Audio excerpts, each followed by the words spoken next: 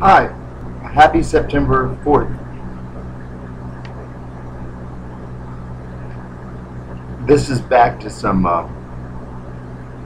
basic metaphysics that parts of these daily shows are going to be about.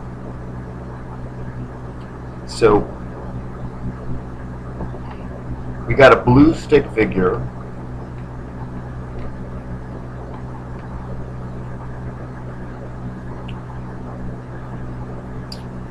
walking the earth.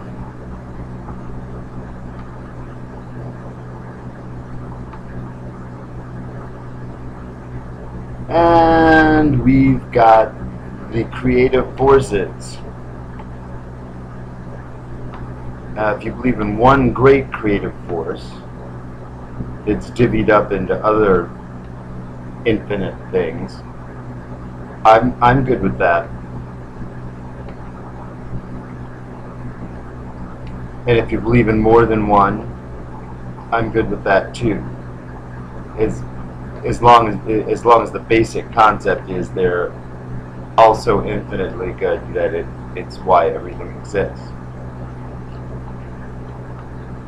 And here's where I hope everybody's good with too, is we, as we walk the earth, as we live, have the capacity, the creative capacity, the capacities of that which created us. However, when we're in between times, like our dream time, which it's actually, that's not in between time, that's more accelerated time. I misspoke. When we're in dream time, we've got a clue about all the things we can be. And in dream time, I would suggest, having misspoke, we're not in between time. We may very well be accelerated time. So I said the exact opposite of what I meant to say, but these are unrehearsed. There's new production that you can check out, the ones that are shooting for 1 minute, that are, I guess because they're animated, you could say they're rehearsed. Well, in dream time,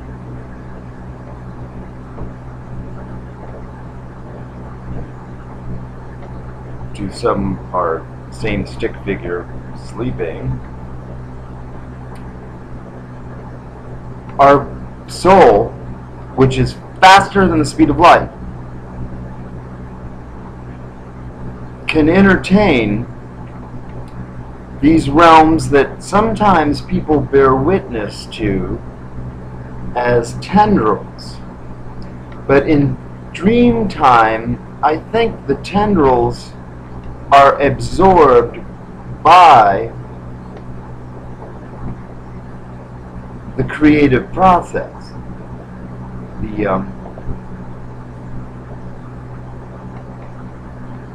Our relationship with and our capacity to generate the creative force makes the tendrils not disappear in the sense that they don't exist. What happens is they are incorporated into an infinite, my belief, they're incorporated into the infinite and not lost. A whole bunch of human endeavor has to do with people thinking that they'll never be able to hold on to their keepsakes of memories. And some people go to actually great lengths. Well, it's one thing to remember so that you'll know that it always was. But some people go to great lengths so that it always is, and there is where you get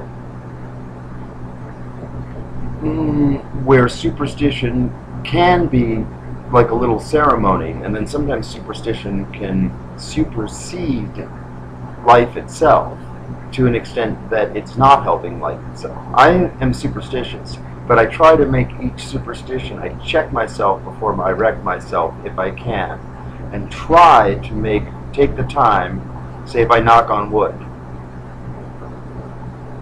or I want to go back and not step on an image of something. then I try to look around and see if I can see something that I wouldn't have seen otherwise. Now, back to these tendrils. The creative forces ensure and accelerate their existence so that they don't come around like nagging relatives or somebody else's nagging relatives. So if a tendril wants to get your time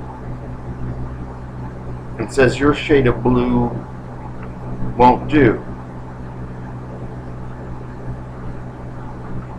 your relationship with the creative forces aimed at the tendril may make the tendril very, very, very, very happy. So happy that the tendril all but disappears, but in actuality, the tendril gets so happy that it accelerates and intensifies with the knowledge that not only does it exist, it will always exist, and when it's in this state, it will always have existed. That's a nice insurance policy. Like not only will I always have done that, and will it always exist, but without, well, anyway, it will always be completely, and even better, and more, and it'll make sense better. The universe is a really groovy place. So these tendrils aren't the enemy.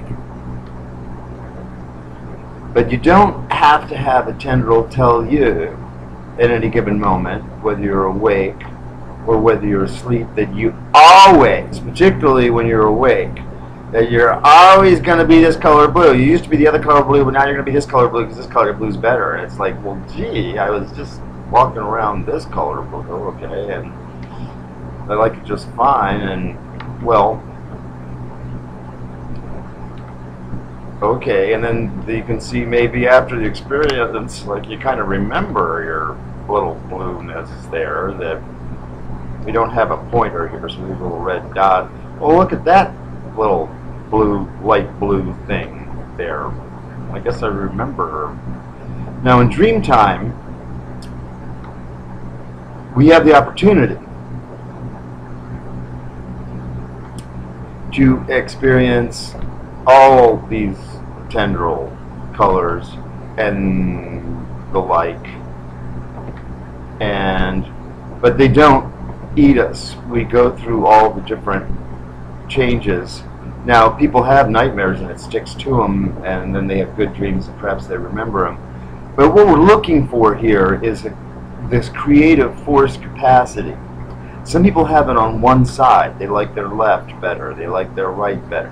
The important thing to remember is these tendrils, whether they're the right color blue or green, which I think is a hotter color, like just personally, I think before they disappear, they turn green. A lot of people first see them when they are red, as in there's a biblical admonition is do not drink the wine when it is Merlot, or I don't know, when it is Chianti. But I don't think that's what the biblical admonition is about. And then more on this big subject when we add the microwave boxes that are out there and how to use them properly to make the tendrils and, more importantly, our lives here on Earth more like our lives are in heaven, to have a good time in both places.